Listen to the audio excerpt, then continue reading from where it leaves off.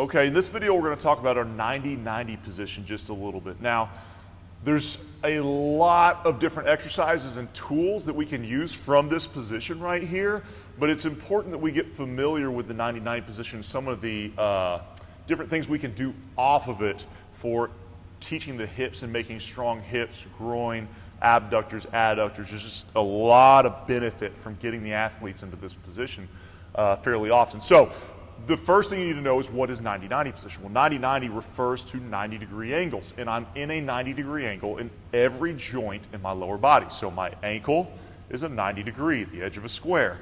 My front knee, 90 degrees. My two femurs are at 90 degrees.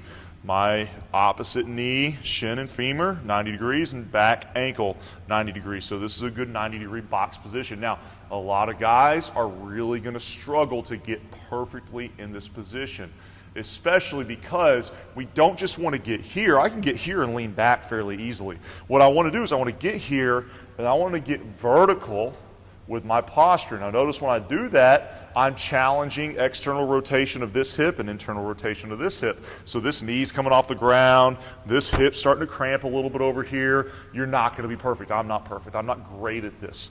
But I want to get as vertical as I can with my torso from this position before we start doing any kind of drill work. Now, the basic thing we're going to do is we're going to set our arms out to keep that good posture, and we're going to work on 90-90 rotations back and forth. So I'm going to open up this outside hip.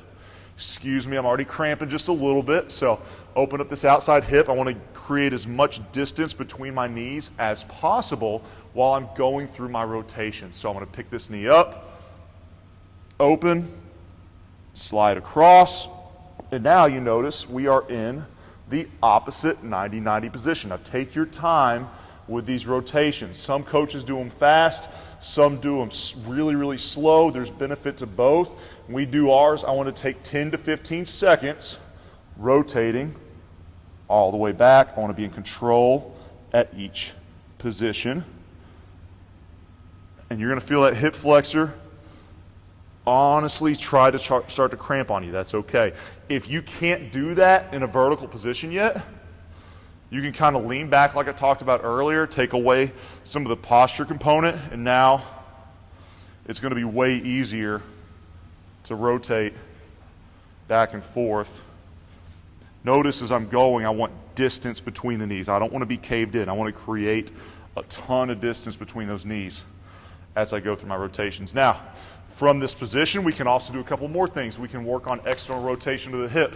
So as I'm right here, a really good benefit of being in 90-90 is I can trap this knee and just work on this glute firing for external rotation. So what I want you to do is keep that posture big, put that hand out in front of you, and just lift that foot off the ground. Now notice when I lift it, my body wants to lean forward, right? Like it wants to start pushing forward. That's cheating. Just like with our cars, we don't want anything else moving except for this joint. So try your best to keep your torso in the same spot. Lift, squeeze, down. I usually have our guys do 5 reps of this, nice and controlled, and then we'll hold the last rep for about 10 seconds. Really trying to push upward.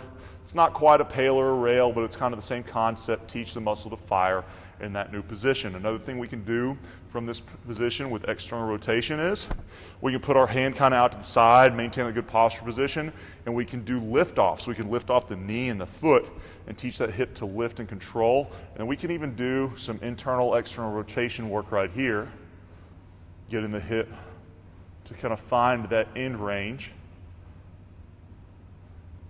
and get used to moving in a little bit uncomfortable position right there. Keep that posture good the whole time.